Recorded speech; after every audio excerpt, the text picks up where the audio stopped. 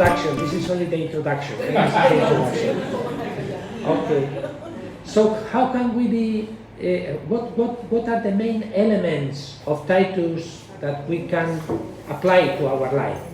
I have put here, I think, 5 or 6. We'll speak about this. The first one is Titus was a missionary man. A missionary man. He had passion for mission. You know that, I go to the text, sorry about that. You know that Titus was born in 1881 in Friesland, in the northern part of Holland, in a very Protestant area. There were only 3% of Catholics in those years. Most of the population were Protestants. He joined the Carmelites, he made his novitiate, and after his studies of philosophy and theology, he went to Rome to do the doctorate in philosophy, 1906, 1909. In 1909, when he went back to his province, the Carmelites were thinking in the possibility of a mission far, far, far away in Java.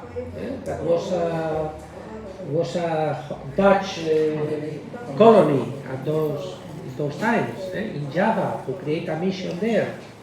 And Titus volunteered several times to go to that mission. But the superiors, the Father Provincial, didn't allow him to go to the mission. Probably for two reasons. The first one, because Titus was not a strong man. He was very weak. He was sick many times in his life. He was not strong. I imagine in those times they thought Java was full of forest, full of snakes, crocodiles. So they probably had a romantic idea of what Java was, So, but he was not strong for that. And second, because he had done a very expensive doctorate in Rome. So you have to teach in the university. Forget missions. Your mission now is to work in the university, to teach in the university. And Titus, let us say other way, that was very frustrating for Titus Brandsma. He had this idea, this passion for mission, and he couldn't go. That was very frustrating. But Titus was always involved and committed with the mission of the Carmelites abroad. He organized congresses, exhibitions, recollections for the mission in Indonesia. So he was a missionary at home. In that way, he seems to me very similar with Thérèse of Lisieux. You know that Thérèse of Lisieux is the co-patroness of missions. And he almost never went out of the little region in France. Only once he went to Italy, he went to Rome. The only travel she did. And she's the patroness of missions? A little bit strange. She had a missionary heart. A missionary vocation. And this is a very powerful message also for us. Mission is not only about going to remote countries or to exotic countries or to very poor countries. Of course, that's also mission, of course, but that's not the only way. We are all called to be missionaries in our own atmospheres, in our own situation, in our own personal realm. We are all called to be missionaries. in two ways, missionaries speaking, in a very humble way. We don't believe that we are better than other believers of other religions. I open a parenthesis myself, is not here. Here in Asia is very important and very easy, and I admire that very much, to be a believer, to be a Christian among other believers. You know, this is in Europe it's not so easy. In Europe it's not so easy because Europe is or was Christian. You know, so other believers are strange. You know, but here you are used. Probably you go to the shopping center, to the supermarket, and the lady who is there is Buddhist or is Muslim or is Protestant or whatever. So you are living together with other religions, and that's why it's so important this attitude of humility. You know, we don't feel better than others, you know, and we can live with other believers of different religions. So with humility, but at the same time without any complex. You know, it's a difficult balance. We are humble, but we have no complex to say that we are Catholics and we believe in Catholic faith. And we are, look at the expression, we are humbly fear of being Catholic. You know, we are humbly proud of being Catholics. You know, it seems a contradiction, a paradox, but it's not. We are humbly proud of being Catholic. You know, we don't believe we are better than others, but we are humbly proud of what we are. You know. In Europe, many people hide that they are Catholic because it's not modern, it's not fashionable. Last year, the Bishop Conference in Spain prepared a sort of publicity in which a man had a little cross here, young man, and he was waiting for an interview to get a job. You know, so he was waiting to the interview, and he said, "Oh, perhaps it's better." So he was hiding the cross, you know. And a young fellow was in the bus and was reading a Catholic book, and a wonderful young girl came beside. He said, "Wow, what a girl!" So he was hiding the book, you know, not to see. So there is this shame of presenting ourselves as Catholic, you know, and I think that's very sad. We have to be humbly proud, humbly. We are not trying to convince everybody, you know. There are some groups that have a proselytism very aggressive, you know, especially in Muslim countries. Some groups go there and try to be very aggressive in proselytism. I think that's not good, you know.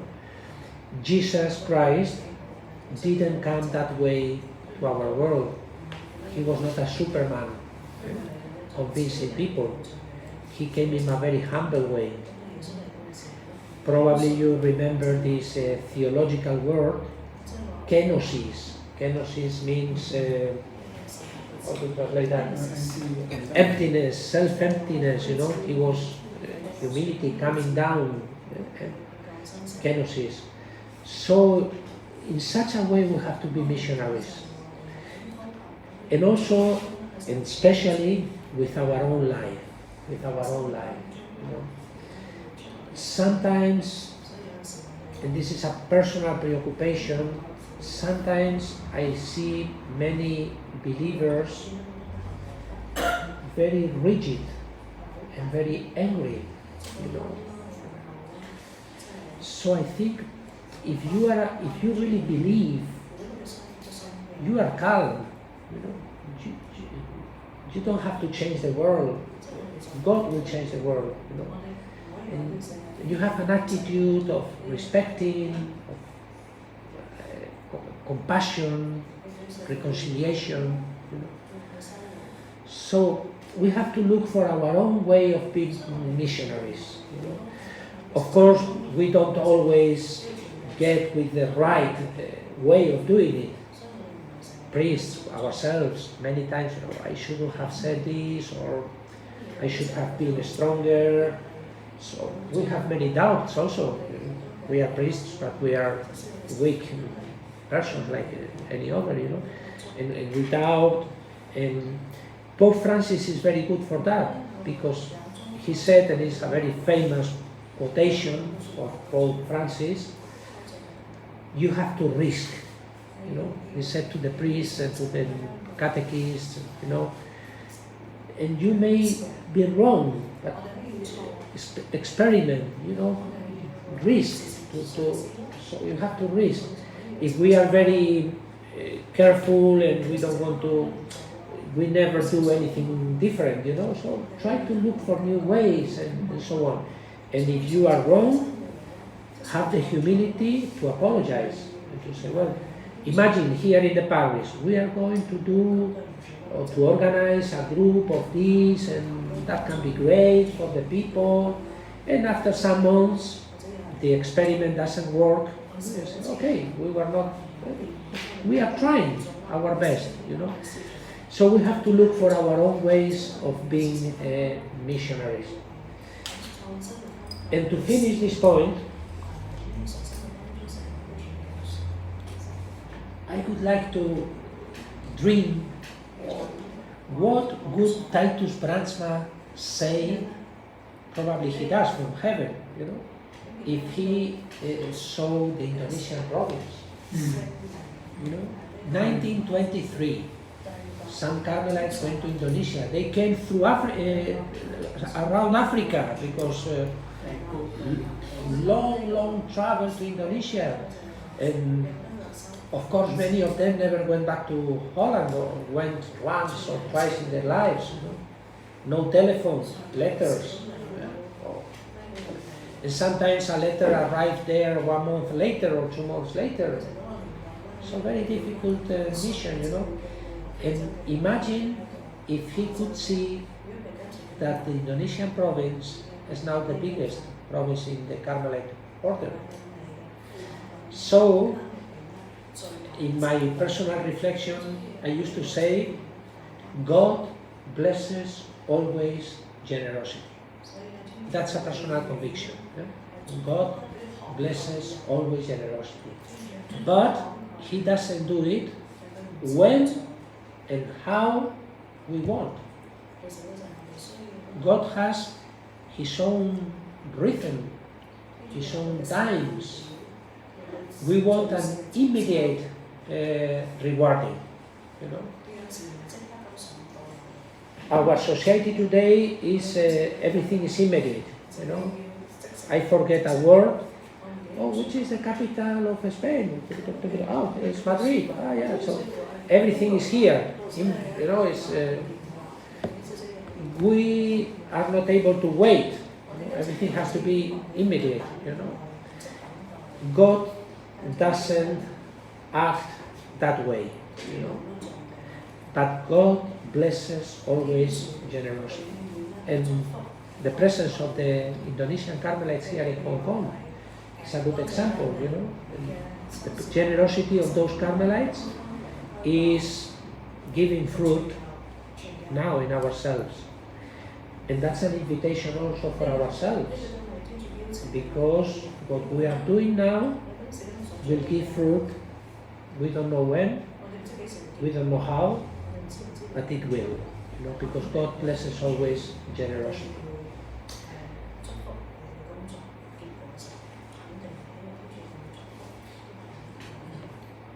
I see also very often also in family life, sometimes parents, they have educate their children in a very generous way, in a very careful way, but when children become teenagers or young,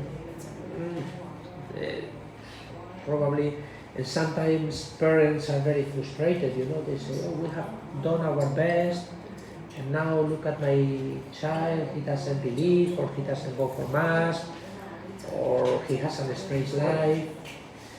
And many years after, you see that these young people come back to normal life, or they remember his or her parents with love. Oh, my father was very good. Oh, my mother.